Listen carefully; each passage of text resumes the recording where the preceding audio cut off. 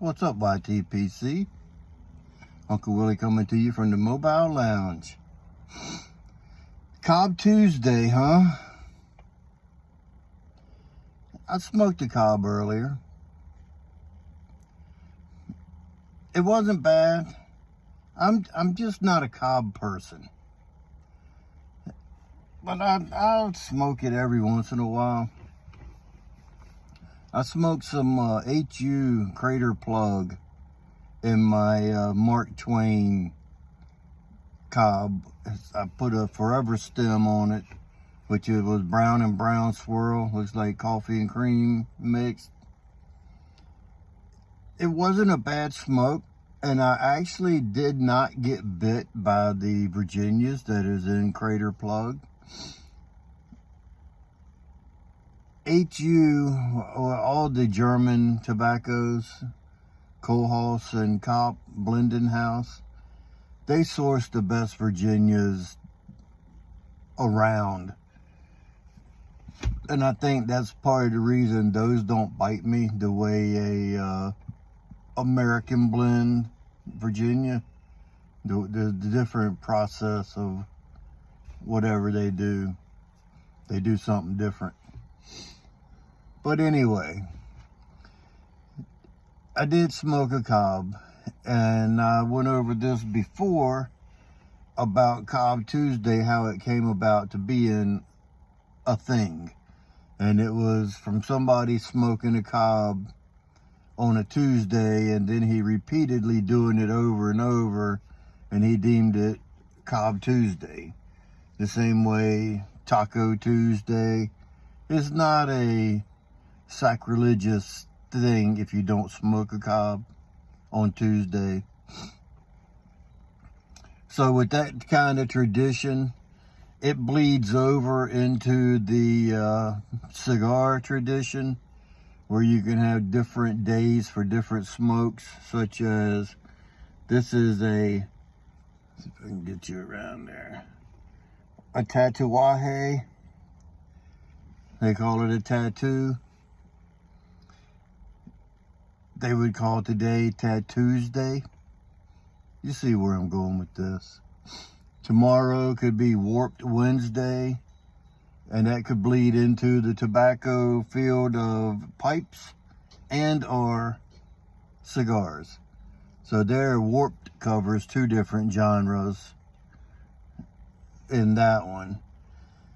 Fuente Friday, Savinelli Saturday, it goes on and on and on. Whatever you want to make up and call it, you can do it. It's up to you. There's no rules.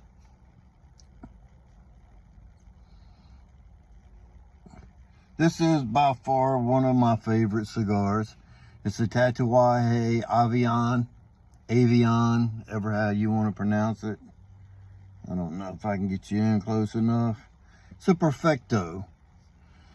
It's a Figurado. I had to think of it for a minute. Figurado, Perfecto. What Figurado translates into is odd shaped. So as you can tell, it's more narrow up here than it is at the bottom.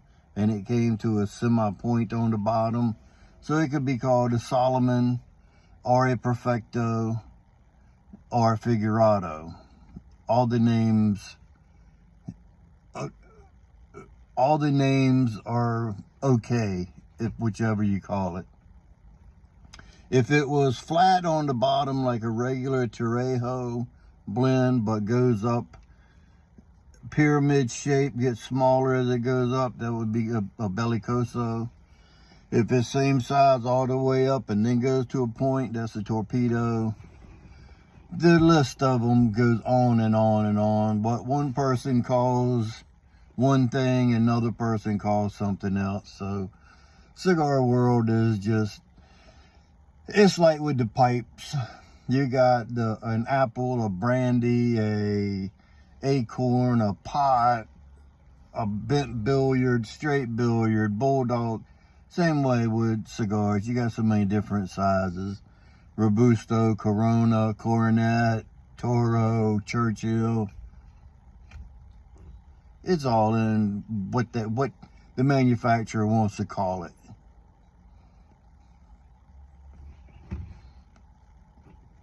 These are blended by Pete Johnson, rolled at My Father Cigars in Nicaragua.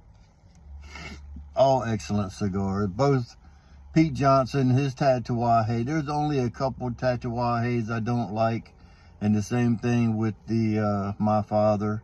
There's only a couple blends of each that I won't say I don't like. I just say I won't reach for. If somebody gave me one, I'd smoke it, but if I was gonna buy it, I wouldn't.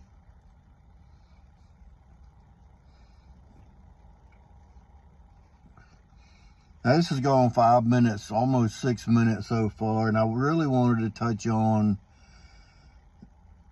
breaking in a pipe. So many different ways. I watched a video last night about breaking in a pipe, and that's what made me think about it and want to touch on it. I know a couple guys, they use honey. I think they mix honey and ashes together and coat the bowl. Well, I touched on this last year, and since then I haven't seen these couple guys commenting on my videos, which is fine. But the internet, of course, if you found it on the internet, it's got to be true. They said that you'll have a long-term effect if you coat your bowls with honey. I don't know the scientifics behind it, but it'll end up crystallizing and burning your bowl hotter, and you'll have more chances of a burnout than you do without coating it. If you want to use honey and ashes, go for it. If that's what you want to do, it's your pipe. Personally, I don't. And my first major pipe I bought from Boswell's, and I was questioning them about it, and they said the Boswell's pipes, they are ready to smoke right now.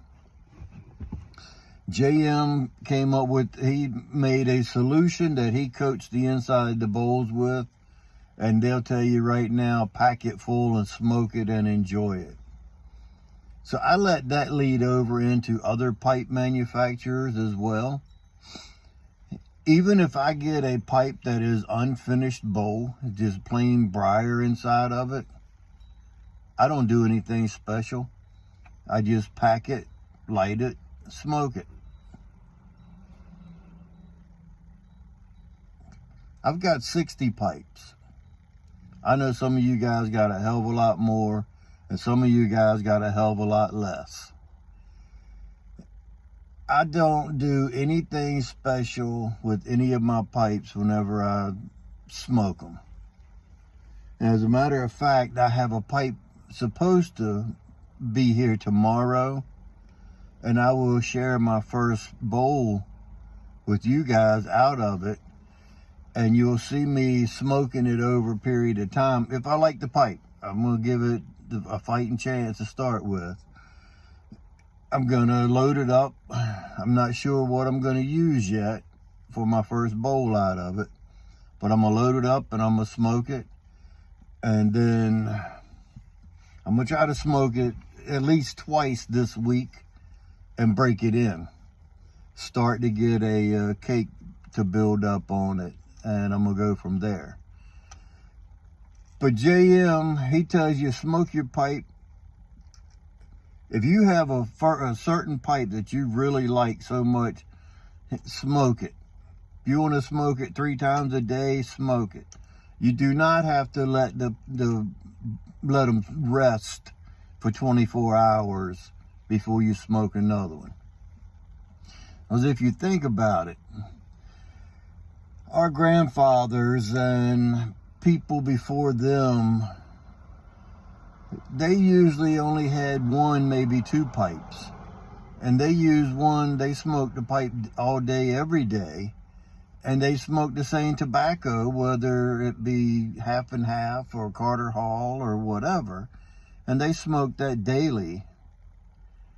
And they didn't let their pipes rest in between. And you can buy vintage pipes now that were those pipes that were smoked daily from our ancestors and forefathers and whoever. And there's nothing wrong with those pipes. Some might need cleaning up, some might not. But if you just take it and ream it once in a while, run an alcohol pipe cleaner down through it and get all the residue out of the stem and everything, the pipe will last you forever. Corn cobs will last forever too. Once you get one broke in and you got a cake built up on it, it's going to be a pipe that'll last you for years. Now, I've seen corn cobs that have burned out, but it's subject to them not smoking it, only packing it half full and trying to break it in. You got to smoke your pipe, you got to get a cake built up in it. It's my opinion. Your mileage may vary. You may burn out a pipe. I don't know. I've never seen one burn out. But I saw someone the other day that showed they had bought an estate pipe that had a burnout. I've never seen one personally, but I've only been smoking a pipe a little over 2 years now also.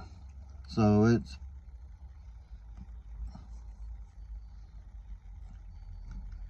I just know what I know and I know what I think, if you know what I mean.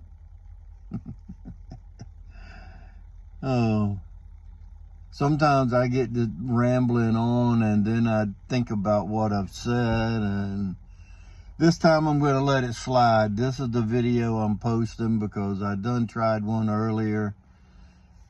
If you got any thoughts on breaking in a pipe, what do you think? Tell me something down below. Like I said, I don't do anything special. I pack it, I light it, I smoke it.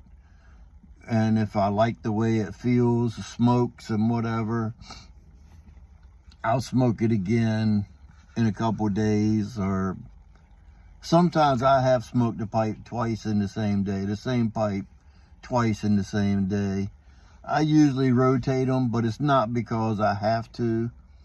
I live by J.M. Boswell's words that if you have a pipe you like, smoke it. He told me he had 3 of them in his vehicle, and he might smoke one of those three or 4 times a day and not even think about it. So when a pipe maker gives you advice like that, they know something. And like I said, if you think about the history of pipes and getting a used vintage pipe, you don't know how long that thing was smoked in between cleanings or whatever. And if you get a pipe that's 30, 40, 60 years old and it's still great, then you know it's been smoked. So anyway, that's all I got. I done let this ramble on a lot longer than I'd anticipated. But it's my video, right? Hope you guys have a good rest of your Cobb Tuesday. Remember, if you stay ready, you don't have to get ready. And with that being said, until next time, you know what to do. Stuff them and puff them.